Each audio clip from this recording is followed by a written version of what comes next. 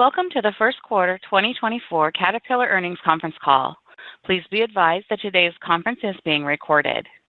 I would now like to hand the conference over to your speaker today, Ryan Fiedler. Thank you. Please go ahead. Thanks, Audra. Good morning, everyone, and welcome to Caterpillar's first quarter of 2024 earnings call. I'm Ryan Fiedler, Vice President of Investor Relations.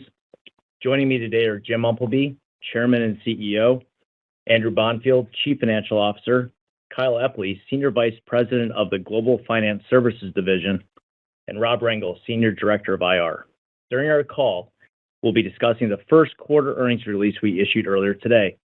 You can find our slides, the news release, and a webcast recap at investors.caterpillar.com under Events and Presentations. The content of this call is protected by U.S. and international copyright law. Any rebroadcast, retransmission, reproduction, or distribution of all or part of this content without Caterpillar's prior written permission is prohibited.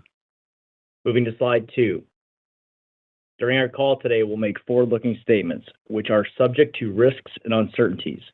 We'll also make assumptions that could cause our actual results to be different than the information we're sharing with you on this call.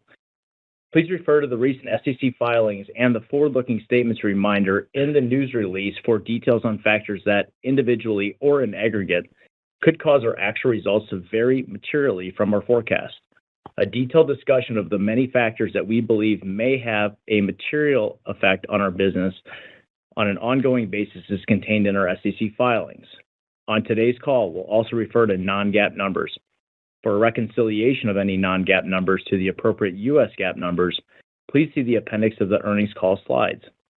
Now, I'll turn the call over to our Chairman and CEO, Jim Umpleby. Thanks, Ryan. Good morning, everyone. Thank you for joining us. I'd like to start by thanking our global team for delivering another strong quarter, including higher adjusted operating profit margin, record adjusted profit per share, and strong ME&T free cash flow. Our strong balance sheet and ME&T free cash flow allowed us to deploy a record $5.1 billion of cash for share repurchases and dividends in the first quarter. Our results reflect a continuation of healthy demand for our products and services across most of our end markets. We remain focused on executing our strategy and continue to invest for long-term profitable growth. I'll begin with my perspectives about our performance in the quarter. I'll then provide some insights about our end markets, followed by an update on our sustainability journey. It was another strong quarter. Sales and revenues were about flat in the quarter versus last year, broadly in line with our expectations. Services revenues increased in the quarter. Our adjusted operating profit increased by 5% to $3.5 billion. Adjusted operating profit margin was slightly better than we had expected and improved to 22.2%, up 110 basis points versus last year. We achieved a record adjusted profit per share of $5.60, up 14%. We also generated strong ME&T free cash flow in the quarter of $1.3 billion. In addition, our backlog increased to $27.9 billion, up $400 million versus the fourth quarter of 2023. We continue to expect 2024 sales and revenues to be broadly similar to the record 2023 level. We have revised our full year 2024 segment expectations to reflect a slightly stronger top line in energy and transportation, offset by softening in the European market for construction industries. We anticipate services to be higher in 2024 as we strive to achieve our 2026 target of $28 billion. For the year, we continue to expect adjusted operating profit margin and ME&T free cash flow to be in the top half of our target ranges. Turning to slide 4, in the first quarter of 2024, sales and revenues remained about flat at $15.8 billion. Compared to our expectations, sales volume was slightly lower, while price realization, including geographic mix, was better than we anticipated. Compared to the first quarter of 2023, overall sales to users decreased 5%. This was slightly lower than we expected, mainly due to weakness in Europe for construction industries. Energy and transportation continued to show strength, where sales to users increased 9%. For machines, which includes construction industries and resource industries, sales to users declined by 9%. Focusing on construction industries, sales to users were down 5%. In North America, our largest geographic region for construction industries, sales to users increased as expected, and demand remained healthy for both non-residential and residential construction. Construction projects, as well as government-related infrastructure, continue to benefit non-residential demand. Although residential sales to users in North America were down slightly, demand for new housing remained strong. Sales to users declined in EAME, primarily due to weakness in Europe related to residential construction and economic conditions. Latin America and Asia Pacific sales to users also saw some declines. In resource industries, sales to users declined 17% in the first quarter compared to a very strong first quarter in 2023. Mining, as well as heavy construction and quarry and aggregates, were lower, mainly due to softness in off-highway and articulated trucks that we mentioned during our last earnings call. In energy and transportation, sales to users increased by 9%. Oil and gas sales to users benefited from strong sales of turbines and turbine-related services. We also saw increased sales of reciprocating engines in the gas compression and well servicing oil and gas applications. Power generation sales to users grew as market conditions remained favorable, including strong data center growth.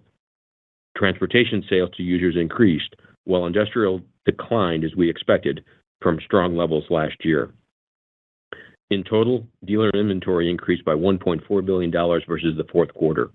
For machines, dealer inventory increased by $1.1 billion, which was slightly higher than our expectations, largely due to sales to users being modestly lower than anticipated. The increase in machine dealer inventory is consistent with normal seasonal patterns, of which construction industries products accounted for the majority of the increase. The total level of machine dealer inventory is comfortably within the typical range. As I mentioned, backlog increased to $27.9 billion, up $400 million versus the fourth quarter of 2023, led by energy and transportation. Backlog remains elevated as a percentage of revenues compared to historical levels. Adjusted operating profit margin increased to 22.2% in the first quarter, a 110 basis point increase over last year, which was slightly better than we anticipated. This was primarily due to better than expected manufacturing costs, mainly related to freight. Moving to slide 5, we generated strong ME&T free cash flow of $1.3 billion in the first quarter. We deployed $5.1 billion of cash for share repurchases and dividends in the first quarter, including the initiation of a $3.5 billion accelerated share repurchase program, which may last up to 9 months. We remain proud of our dividend aristocrat status and continue to expect to return substantially all ME&T free cash flow to shareholders over time through dividends and share repurchases. Now on slide 6, I'll describe our expectations moving forward. We expect a continuation of healthy demand across most of our end markets for our products and services. We continue to anticipate 2024 sales and revenues to be broadly similar to the record 2023 level. As I mentioned, we expect services to continue to grow in 2024. We currently do not anticipate a significant change in dealer inventory of machines in 2024 compared to a $700 million increase in 2023. This is expected to be a headwind to sales in 2024. As a reminder, dealers are independent businesses and manage their own inventories. The vast majority of dealer inventories in energy and transportation are backed by firm customer orders. The timing of these products being recognized as sales to users is impacted by dealer packaging and commissioning, which is why it is difficult to predict dealer inventory in E&T. This is why we have become more explicit about the differentiation between machine dealer inventory and total dealer inventory. As I mentioned, we anticipate that our 2024 results will be within the top half of our target ranges for both adjusted operating profit margin and ME&T free cash flow. Our strong results continue to reflect the diversity of our end markets, as well as the disciplined execution of our strategy for profitable growth. Now I'll discuss our outlook for key end markets, starting with construction industries. In North America, after a very strong 2023, we continue to expect demand in the region will remain healthy in 2024 for both non-residential and residential construction. We anticipate non-residential construction to remain at similar levels to slightly higher demand levels compared to last year due to construction projects as well as government-related infrastructure. Residential construction demand is expected to be flat to slightly down versus last year, which remains strong in comparison to historical levels. In Asia Pacific, outside of China, we are seeing some softening in economic conditions. We anticipate demand in China will remain at a relatively low level for the above 10-ton excavator industry. In EAME, we anticipate that weak economic conditions in Europe will continue, somewhat offset by strong construction activity in the Middle East. Construction activity in Latin America remains mixed, but overall we are expecting modest growth. In addition, we expect the ongoing benefit of our services initiatives will positively impact construction industries in 2024. Next, I'll discuss resource industries. After strong performance in 2023 in mining, as well as heavy construction in quarry and aggregates, we anticipate lower machine volume versus last year, primarily due to off-highway and articulated trucks. In addition, we anticipate a small decrease in resource industries dealer inventories during 2024 versus a slight increase last year. While we continue to see a high level of quoting activity overall, we anticipate lower order rates as customers display capital discipline. We expect to see higher services revenues, including robust rebuild activity. Customer product utilization remains high, the number of parked trucks remains low, and the age of the fleet remains elevated, and our autonomous solutions continue to see strong customer acceptance. We continue to believe the energy transition will support increased commodity demand over time, expanding our total addressable market and providing further opportunities for long-term profitable growth. Moving to energy and transportation. In oil and gas, we expect reciprocating engines and services to be about flat after strong 2023 performance. We expect reciprocating gas compression demand to be higher in 2024 than it was in 2023, while servicing demand in North America is expected to soften. Cat reciprocating engine demand for power generation is expected to remain strong, largely due to continued data center growth relating to cloud computing and generative AI. Last quarter, I mentioned we are making a multi-year capital investment in our large reciprocating engine division, including increasing capacity for both new engines and aftermarket parts. This investment will approximately double output for large engines and aftermarket parts as compared to 2023. We leverage these large engines across a variety of applications, including data centers, oil and gas, large mining trucks, and distributed power generation. For Solar Turbines, our backlog and quoting activity both remain strong for oil and gas and power generation. As we said previously, industrial demand is expected to soften relative to a strong 2023. In transportation, we anticipate high-speed marine to increase as customers continue to upgrade aging fleets. Moving to slide 7, I'll provide an update on our sustainability journey. We are contributing to a reduced carbon future and continue to invest in new products, technologies, and services to help our customers achieve their climate-related objectives. In January, we announced the signing of an electrification strategic agreement with CRH to advance the deployment of Caterpillar's zero-exhaust emission solutions. CRH is the #1 aggregates producer in North America and the first company in that industry to sign such an agreement with Caterpillar. The agreement is focused on accelerating the deployment of Caterpillar's 70 to 100-ton class battery electric off-highway trucks and charging solutions at a CRH site in North America. Through the agreement, CRH will participate in Caterpillar's Early Learner Program for battery electric off-highway trucks. In February, Caterpillar Oil and Gas announced the launch of the Cat Hybrid Energy Storage Solution to help drillers and operators cut fuel consumption, lower total cost of ownership, and reduce emissions in oil and gas operations. The custom-designed energy storage system stores excess power from the job site and then discharges it as needed. In a hybrid system that combines the Cat Hybrid Energy Storage Solution and a natural gas fuel generator set, the transient response is even quicker than in conventional diesel-only rigs. Depending upon site configuration, the hybrid energy storage solution is proven to deliver up to 30% fuel cost savings with natural gas, 85% fuel cost savings with fuel gas, and up to an 80% reduction in nitrogen oxides. Carbon dioxide equivalent reductions of up to 11% and 7% are possible with natural gas and fuel gas, respectively. In addition, We look forward to issuing our 19th annual sustainability report in May. The material in our report reinforce our ongoing commitment to sustainability. With that, I'll turn it over to Andrew. Thank you, Jim, and good morning, everyone. I'll begin by commenting on the first quarter results, including the performance of our segments. Then I'll discuss the balance sheet and ME&T free cash flow before concluding with a few comments on the full year and our assumptions for the second quarter. Beginning on slide 8, our operating performance was strong, with both adjusted operating profit margin and adjusted profit per share being better than we had expected. Sales and revenues of $15.8 billion were about flat compared to the prior year, broadly in line with our expectations. Adjusted operating profit increased by 5% to $3.5 billion, and the adjusted operating profit margin was 22.2%, an increase of 110 basis points versus the prior year, which was slightly better than we had expected. Profit per share was $5.75 in the first quarter, compared to $3.74 in the first quarter of last year.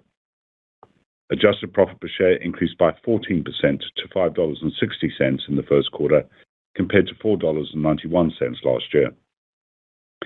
Adjusted profit per share excluded net restructuring income of 15 cents per share. This compares to restructuring expense of $1.17, which was excluded in the first quarter of 2023. Other income of $156 million for the quarter was higher than the first quarter of 2023 by $124 million.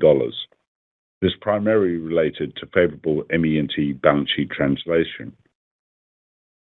The provision for income taxes in the first quarter, excluding discrete items, reflected a global annual effective tax rate of 22.5%, compared with 23% in the first quarter of 2023.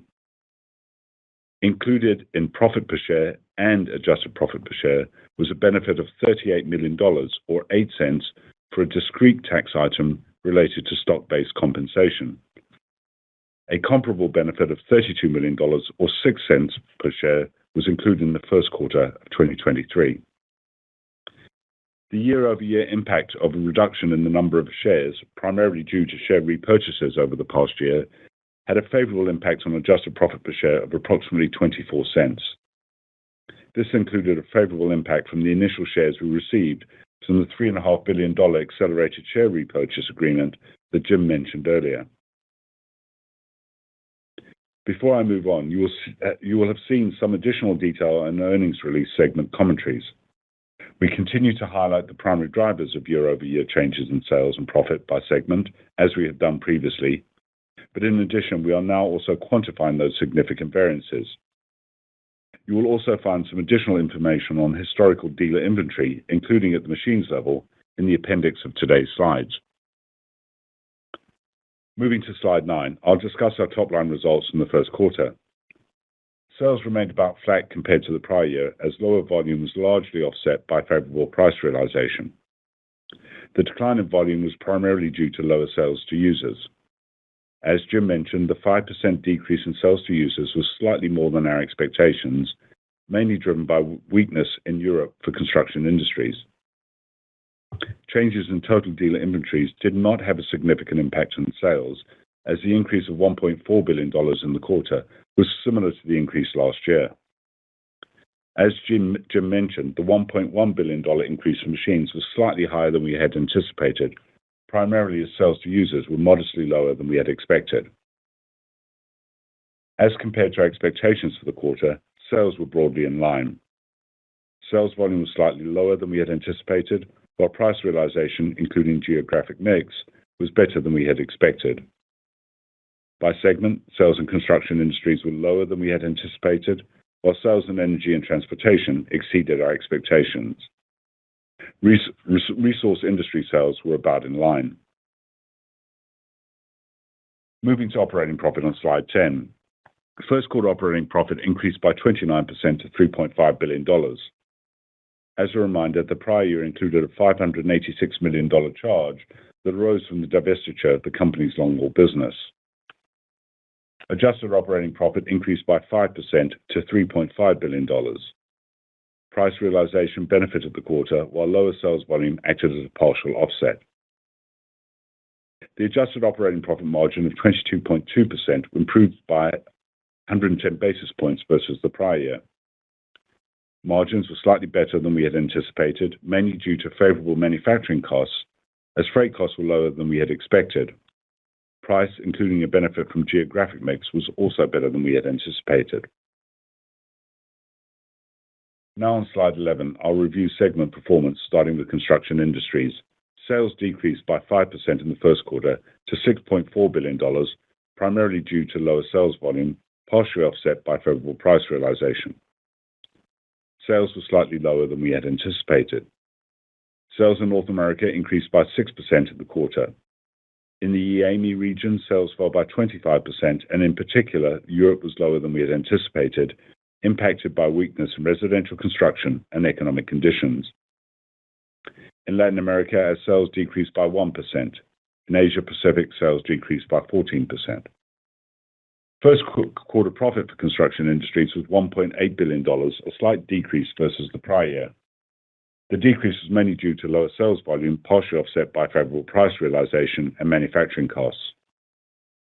The segment's margin of 27.5% was an increase of 100 basis points versus the last year. This was better than we had expected due to favorable manufacturing costs, which largely reflected lower freight costs. Turning to slide 12, Resource Industries sales decreased by 7% in the first quarter to $3.2 billion, which was about in line with our expectations. The decrease was primarily due to lower sales volume, partially offset by favorable price realization. The decrease in sales volume was mainly driven by lower sales of equipment to end users, which Jim explained. First quarter profit for Resource Industries decreased by 4% versus the prior year to $730 million. The decrease was mainly due to lower sales volume, partially offset by favorable price realization. The segment's margin of 22.9% was an increase of 60 basis points versus last year. This is better than we had expected on stronger price and favorable manufacturing costs, driven mainly by lower freight costs. Now on slide 13. Energy and Transportation sales increased by 7% in the first quarter to $6.7 billion. The increase was primarily due to higher sales volume and favorable price. Sales were stronger than we had expected, mostly due to increased deliveries of large engines. By application, power generation sales increased by 26%, oil and gas sales improved by 19%, transportation sales were higher by 9%, while industrial sales decreased by 21%. First quarter profit for Energy and Transportation increased by 23% versus the prior year to $1.3 billion. The increase was primarily due to favorable price realization. The segment's margin of 19.5% was an increase of 260 basis points versus the prior year. The margin was significantly stronger than we had anticipated due to lower than expected manufacturing costs, higher volume, and better price. Moving to slide 14. Financial Products revenues increased by 10% to $991 million, primarily due to higher average financing rates across all regions and higher average net earning assets in North America. Segment profit was strong, increasing by 26% to $293 million. The increase was mainly due to an insurance settlement and a favorable impact from equity securities. Our portfolio continues to perform well as past dues remain near historic lows at 1.78%, a 22 basis point improvement compared to the first quarter of 2023. This is the lowest first quarter past dues since 2006. In addition, the allowance rate was our lowest on record at 1.01%. Business activity remained strong as new business volume increased versus the prior year, primarily driven by North America. We continue to see strong demand for used equipment, and inventories remain close to historically low levels, with just slight increases over recent quarters. Moving on to slide 15. As Jim mentioned, our ME&T free cash flow remains strong. We generated $1.3 billion in the quarter after taking into account the $1.7 billion payments made for 2023 short-term incentive compensation and CapEx spend of about $500 million. Spend for both short-term incentive compensation and CapEx was higher than it was in the first quarter of 2023. For the full year, we expect to be in the top half of our ME&T free cash flow target range, which correlates to between $7.5 and $10 billion. We still expect to spend between $2 and $2.5 billion in CapEx, and we will continue to prioritize investments around ACE, which is autonomy, alternative fuels, connectivity, and digital and electrification. Moving to capital deployment. We continue to expect to return substantially all our ME&T free cash flow to shareholders over time through dividends and share repurchases. Of the record $5.1 billion of cash deployed in the first quarter, share repurchase spend was $4.5 billion, including the $3.5 billion accelerated share repurchase, or ASR. The $3.5 billion were deployed in the first quarter, and the ASR agreement may last for up to 9 months. The ASR provides us with favorable pricing as compared to shorter-term ASRs, which we have carried out previously, which makes it more attractive. Price is finally determined relative to the volume-weighted average price, or VWAP, over the duration of the agreement. Approximately 70% of the shares were delivered to the company up front, with the balance calculated when the agreement is terminated based on the actual average VWAP. As a reminder, our objective is to be in the market on a more consistent basis with share repurchases, so this is a great mechanism for us to use. As I mentioned, our balance sheet remains strong. We have ample liquidity with an enterprise cash balance of $5 billion, and we hold an additional $2.2 billion in slightly longer-dated liquid marketable securities to improve yields on that cash. Moving to slide 16, I will share our high-level assumptions for the full year. As compared to a quarter ago, our assumptions for the full year generally remain unchanged. On the top line, we anticipate broadly similar sales and revenues as compared to the record 2023 level, consistent with what we mentioned last quarter.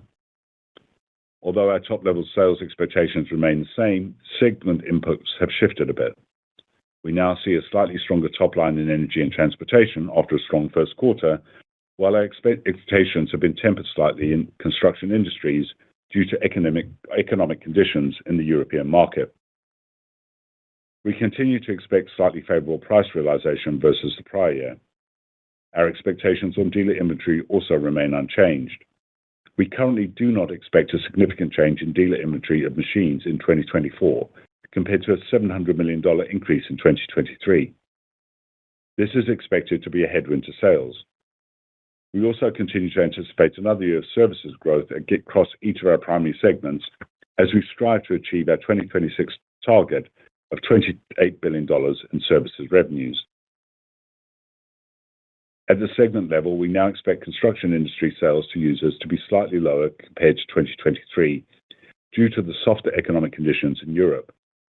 We expect demand in North America to remain at healthy levels, as Jim discussed. We also anticipate changes in dealer inventory to act as a headwind to construction industry sales in 2024.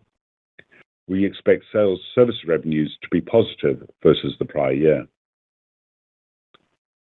In resource industries, we continue to expect lower sales impacted by lower machine volume, primarily in off-highway and articulated trucks, where the comparison versus the prior year is challenging. We anticipate changes in dealer inventory to act as a headwind to sales in this segment as well. In energy and transportation, our 2024 sales expectations have increased slightly after the strong first quarter. We continue to see strong demand for reciprocating engines in power generation, as well as healthy order and quoting activity for solar turbines for both oil and gas and power generation. This supports our improved optimism for higher sales in energy and transportation in 2024. Also, as typical seasonality would suggest, we expect to see some sales ramp in energy and transportation as we move through the full year. On full-year adjusted operating profit margin, we continue to expect to be in the top half of the margin target range at our expected sales levels. As I mentioned last quarter, we expect a relatively small pricing benefit to be weighted towards the first half of the year, given carryover from increases in the second half of last year. We now expect flattish manufacturing costs this year versus the prior year, as we anticipate more favorable freight costs, although the unfavorable impact from cost absorption could act as a partial offset. As I mentioned a quarter ago, given better availability this year, we anticipate shipping a more normal mix of products this year. We anticipate this dynamic may act as a slight headwind to margins. SG&A and R&D expenses are expected to ramp through the remainder of the year as we continue to invest in strategic initiatives aimed at future long-term profitable growth.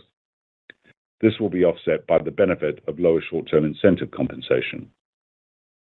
In addition, from a segment perspective, keep in mind that margins in construction industries tend to trend lower as the year progresses. Finally, we continue to anticipate restructuring costs of $300 to $450 million this year, and our expectation for our annual effective tax rate, excluding discrete items, is now 22.5%. Now on slide 17, I'll discuss our expectations for the second quarter, starting with the top line. We expect lower sales in the second quarter compared to the prior year, as we anticipate a headwind due to changes in dealer inventory of machines, which will impact volumes. We expect dealer inventory of machines to decline this quarter in line with normal seasonal trends versus the atypical $200 million increase that occurred in the second quarter of 2023.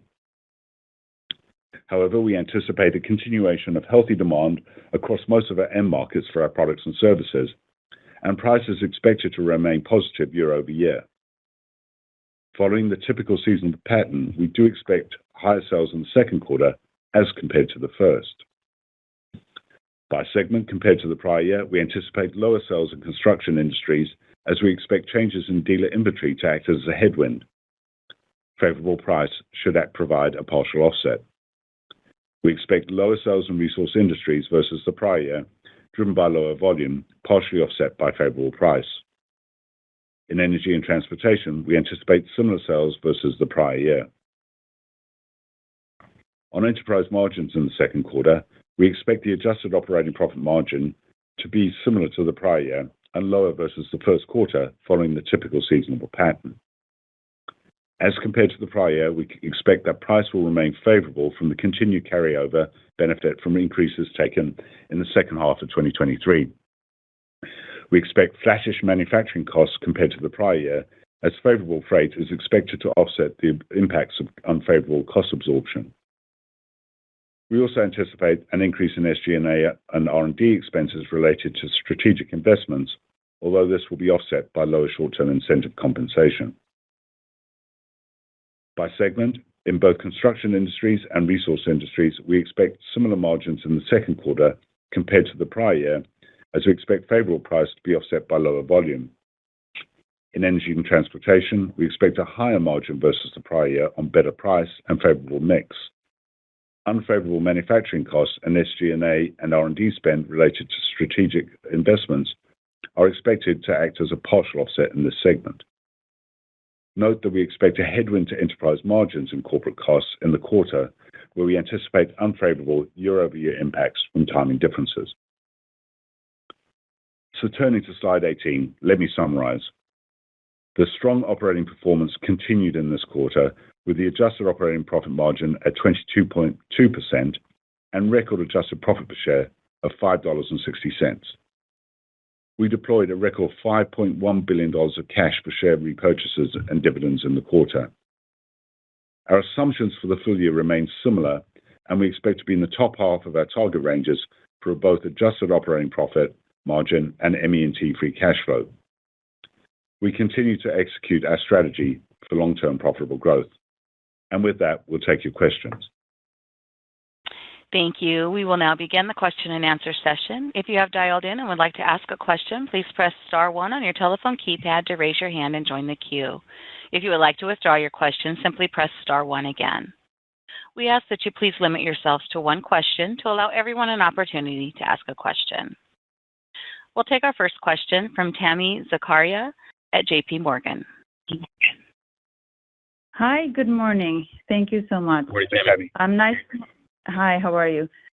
So nice margin performance in the quarter, and hence my question is around margins you guided for the second quarter. So if sales are expected to be lower year over year, I'm assuming volumes are down too. So what essentially would help margins remain relatively flattish. Is it price? I know you mentioned some factors, but just wanted more color. Is it price cost? Is it some cost savings initiatives? Or is it something else that's going on? So any color there would be helpful. Yeah, so at the moment, there are two factors. One, which is obviously price will still be positive in the second quarter, and that will help overall margins and will help to offset the impact of lower volume. Also, we do expect to see some flattening of manufacturing costs versus the prior year, mostly because of freight. We would expect the benefit of lower freight costs to offset the impact of cost absorption, which may occur in the quarter. So those are two factors. And then we will expect, the increase in investments we're making behind our strategic investments in SG&A and R&D to be offset by lower short-term incentive compensation expense. So those are all the moving parts. But overall, as we said, we expect margins to be about flat year over year in the second quarter versus second quarter of 2023.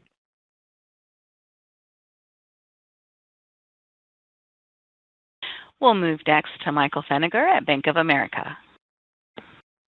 Great. Thanks for taking my question. I know you're guiding Q2 sales to be lower year over year and the full year to be broadly similar. So maybe you could give us some context of what's driving that second half, that slight pickup. Is it deliveries in a certain market like E&T? And is your expectations that end user dealer retail sales, which pulled back in Q1, do you think that's the low point for the year and that starts to improve through the year to match that full year guide? Any context there would be helpful. Yeah, so overall, as we've said, really what's happening in Q2 is principally the impact on lower volume will be around the impact of dealer inventory movements, particularly on the machine side. Last year, as I said, we actually had a very atypical build in the second quarter. As you know, the historic trend is always during selling season to see, particularly on the CI side, dealer inventory to decrease. So that was really the main driver. Overall, as we've indicated for the year, we still expect healthy volume North America in CI. We do have some impact now on Europe. That means we now expect CI STUs to be slightly lower year over year. We are seeing that offset, though, by expected sales growth in energy and transportation, where we're seeing more positivity than we've seen. As far as STUs are concerned, obviously the first quarter was impacted by those, principally the European conditions, which we mentioned a moment ago. Overall, we're still very comfortable that the overall guide we've made for the year, which is sales and revenues, will be broadly flat with 2023. We'll move to our next question from Jamie Cook at Truist Securities. Hey, good morning, everyone. Nice quarter. Good. Jim, I guess my question, under your leadership, I think the earnings power of Caterpillar's far exceeded anyone's expectation, and a lot of that was driven by the O&E business model and your focus on profitable growth. At the same time, you're allocating you've been allocating capital to higher return products, right? That's part of the strategy. At the same time, you're talking about doubling, I think you said, your large engine capacity to meet demand for data centers. And this is, now you're lower, at this point, it's your lower margin, segment.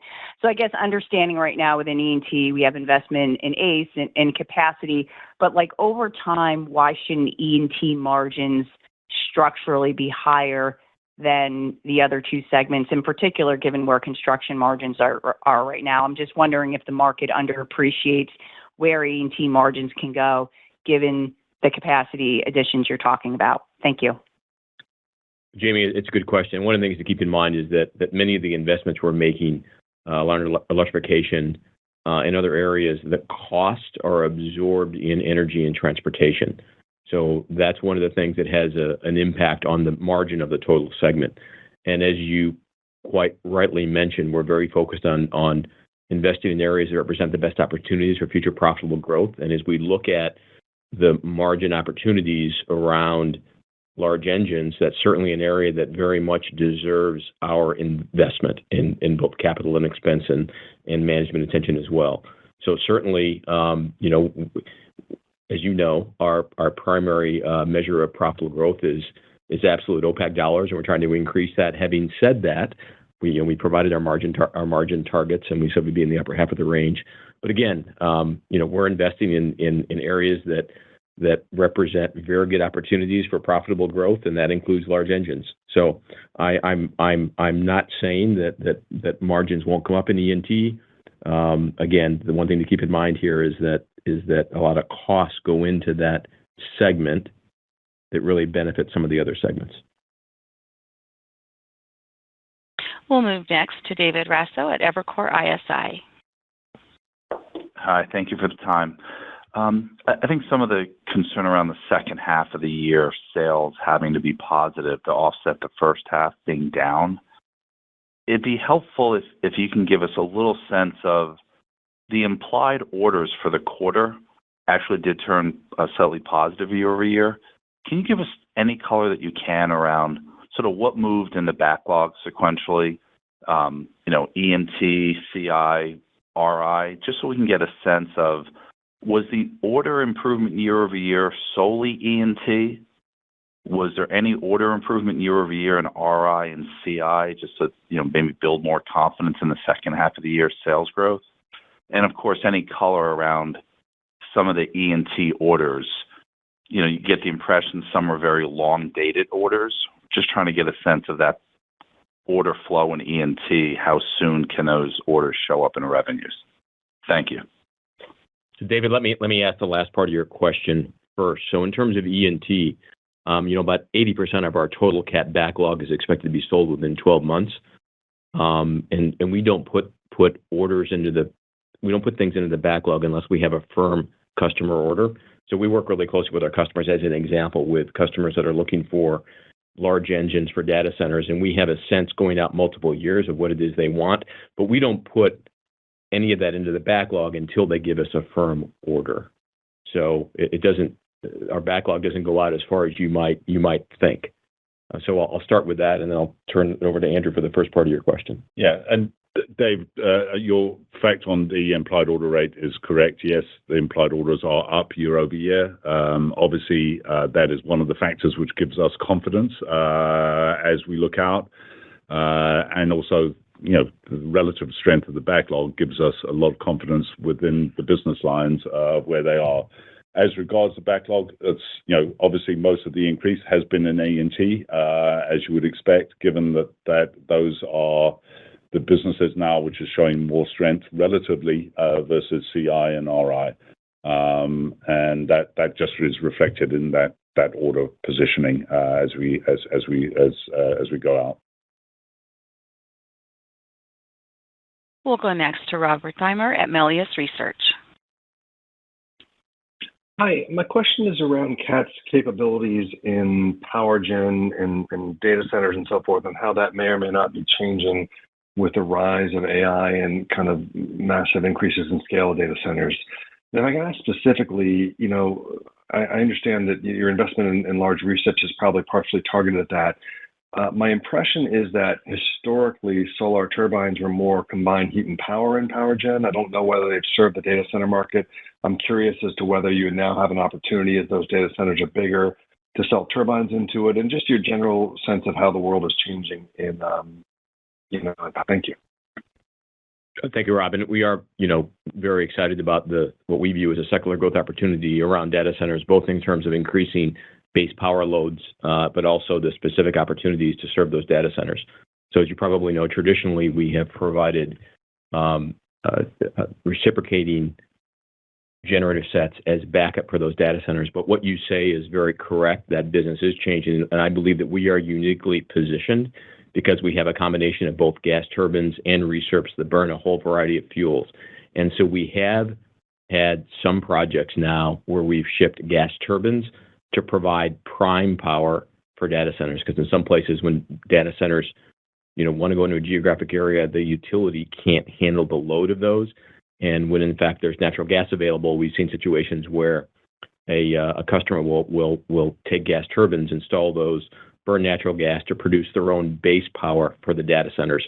And in addition to that, then there's also the reciprocating engine gensets as backup if something were to happen. But typically, again, we are seeing a change. You're right, the market's changing, and we're very excited about that opportunity.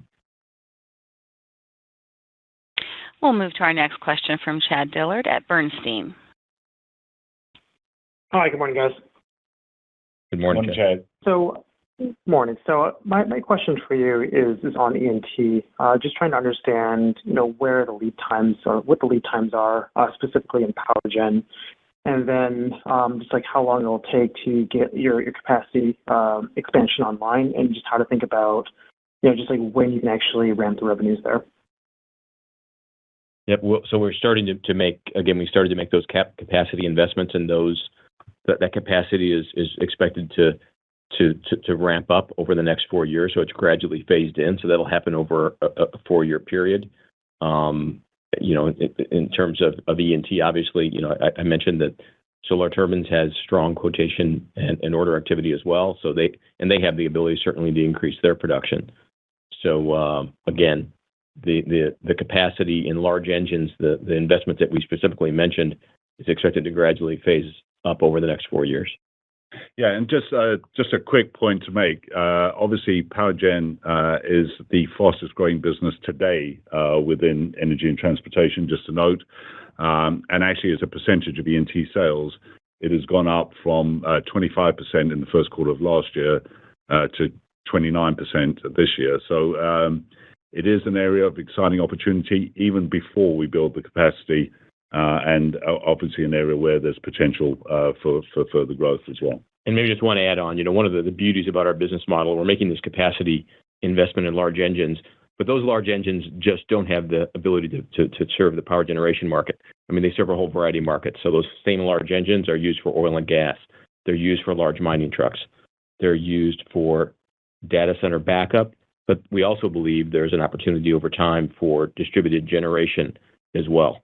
So again, we're making this capital investment not just based on one opportunity in the marketplace, but upon multiple opportunities in different industries. And again, we think that diversity of our end market opportunities is one that really makes this an excellent investment.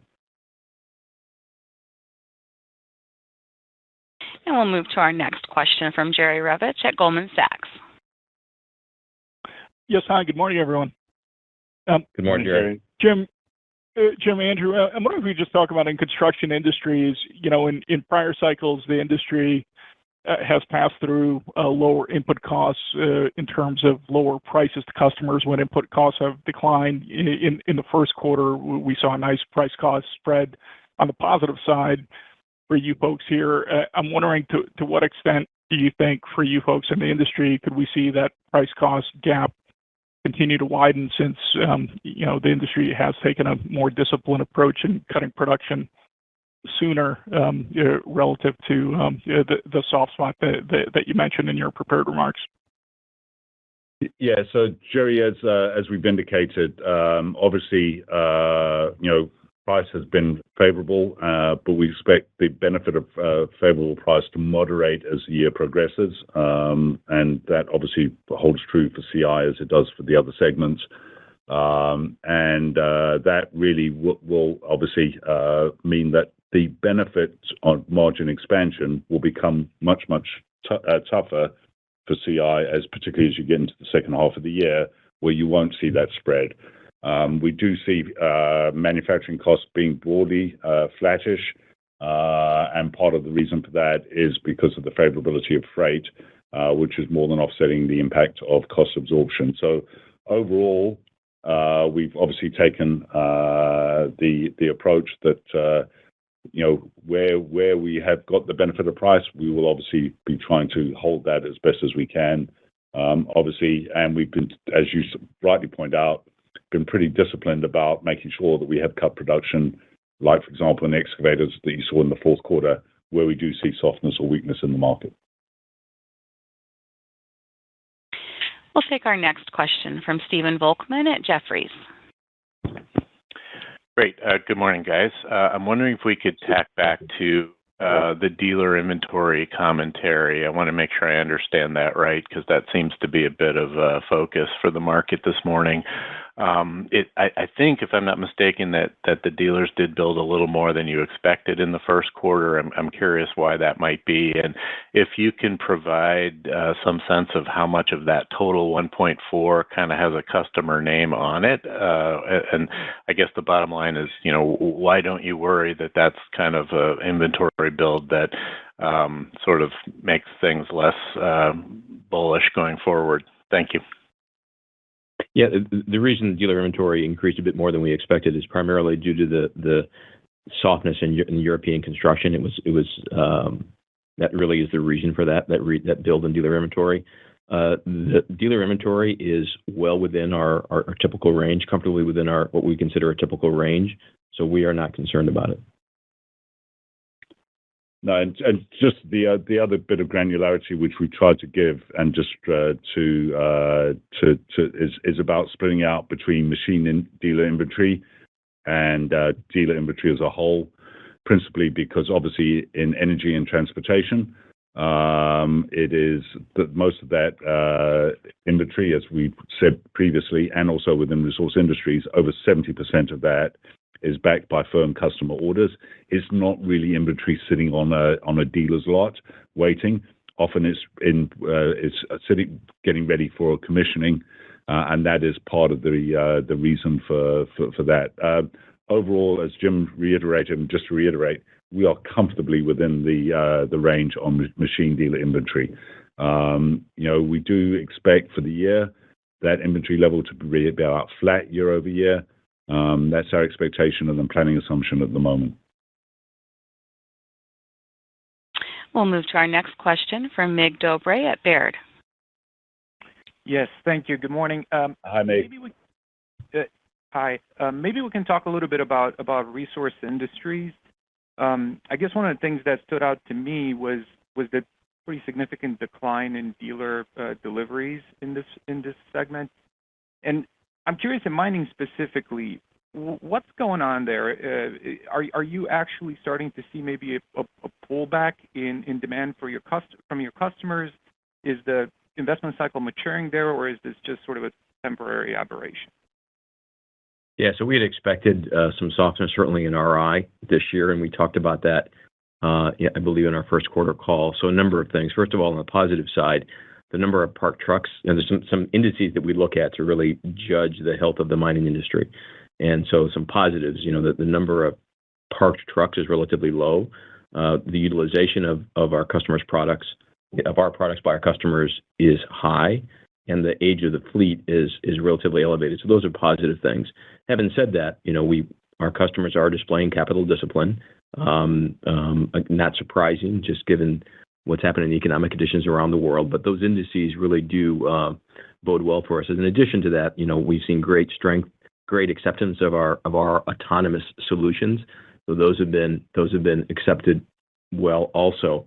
We expect a robust rebuild activity this year because our products are being used so extensively by our customers. So again, really, I think it's just really mostly a function of a bit of a dealer inventory change and also our customers displaying capital discipline.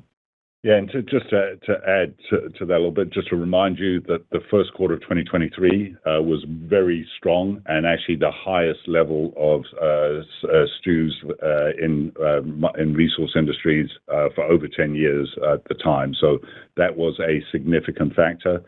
Secondly, as we talked about, there are two product lines where, because of supply chain, there was a backlog which was used up principally in 2023, off-highway trucks and also articulated trucks.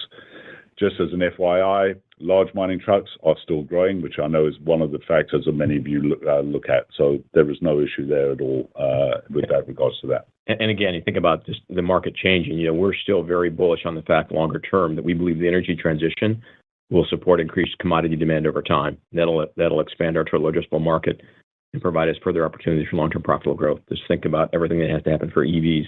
There's no way around that being accomplished without our customers producing more commodities. And of course, they use our products to produce those additional commodities. We'll go next to Angel Castillo at Morgan Stanley. Hi, good morning, and thanks for taking my question. Just wanted to clarify, going back to North America CI in the second quarter, you talked about seeing continued kind of healthy demand there, but just wanted to clarify, as we think about kind of dealer inventories coming down in the second quarter, and you also have a little bit of tougher comps there as you think about retail sales. When we kind of look at retail sales for the second quarter of this year, just to clarify, is that expected to be still positive, or do you expect that to turn kind of modestly negative? And as you kind of talk about that and provide more color on that, could you also talk about what you're seeing in April in terms of kind of quarter-to-date trends in retail sales? Yeah, as I think we've indicated, overall, for the full year, we expect CI overall CI revenues to be STUs to be slightly negative for the full year. First quarter, January, we said we thought they would be about flat for the full year. So that does imply some acceleration through the year in order to get back to that sort of to be just slightly negative. With regards to trends in April, look, we're not going to talk about what's happening. I mean, as is always the case, quarter on quarter, you see changes which can relate to commissioning and all sorts of number of factors, but we're comfortable with our full year forecast for CI. And North America is our strongest, largest geographic area for CI. And as we said earlier, we certainly expect demand in North America to remain healthy. We expect it to be flat to slightly higher in residential, flat to slightly down. So again, in that North American market, which is so important to us, business continues to be strong. Our next question comes from Kristen Owen at Oppenheimer. Great. Thank you for taking the question. Wanted to ask about capital allocation here, just given the ASR that you put in place. You've bought back more shares than historically you do in a year. I appreciate that is in line with the ME&T free cash flow deployment, but your stock is also at all-time highs. So just wondering how we should think about intrinsic value at this stage and how to weigh that ASR versus, say, dividend increase. Yeah. So obviously, as you know, we have both a dividend policy as well as a share buyback policy. As far as the dividend's concerned, we have one more year of our high single digits. That's a board decision, which will probably be made around June time. And then after that, we'll probably come back and look at what the future policy will be. Remember, the objective is to pay out no more than 60 to 65% of a free cash flow in a low environment for the dividend. So that will be part of that comes into part of the policy and the way we look at that. With regards to intrinsic value, obviously, as is always the case, yes, we do take into account intrinsic value, and that decision has been made as part of the longer-term ASR, obviously.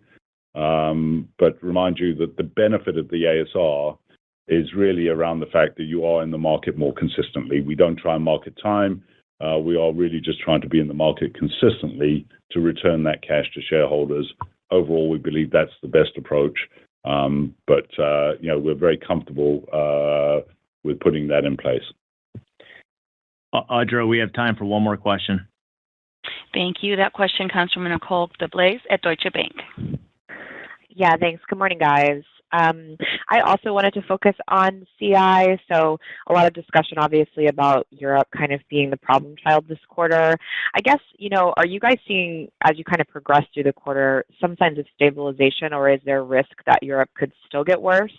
And then I guess also, with dealer inventories being up and that being the driver, are you concerned about the level of dealer inventories in Europe CI specifically? Thank you.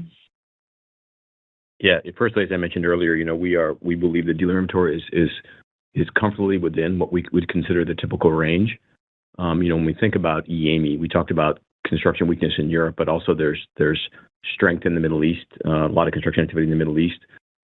So again, that provides a bit of a buffer there to the total EAME region. And again, I keep coming back to North America as our largest, most important region for CI, and the fact that non-residential construction is underpinned by those government infrastructure projects, which again is a very positive thing for us. So I think it's an important thing to keep in mind as you think about CI.